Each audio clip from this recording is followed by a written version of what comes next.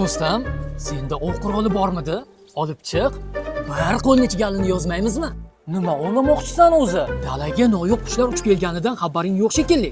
Bo'l, gapni ko'paytirma. Ketdik yovga. Gap shundaki, Qashqadaryoda 2 nafar shaxs Qizil kitobga kiritilgan noyob qushlarni ovlab, ularni nobud qildi. Mana jonsiz holatda. Ma'lum bo'lishicha, Qashqadaryo viloyati ekologiya, atrof muhitni muhofaza qilish va iqlim o'zgarishi bosh boshqarmasi xodimlari tomonidan Muborak tumani hududida navbatdagi nazorat reyd tadbiri o'tkazilgan. 2 nafar fuqaro tomonidan Qizil kitobga kiritilgan 1 bosh yo'rg'a tuvaloq, 4 bosh chug'urchuq, 2 bosh kaptar va 2 bosh qora bovur qushi noqonuniy ovlangani fosh etildi. Ushbu huquqbuzarlik bilan huquqbuzar tabiatga 400 milliondan ortiq zarar yetkazgani aniqlandi.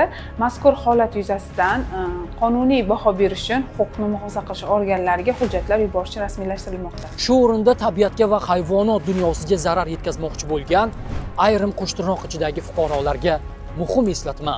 Ov qilishning ham tartib qoidalari bor ekanini unutmang. Aks holda javobgarlikka tortilasiz. Qolaversa, katta jarima ham to'laysiz.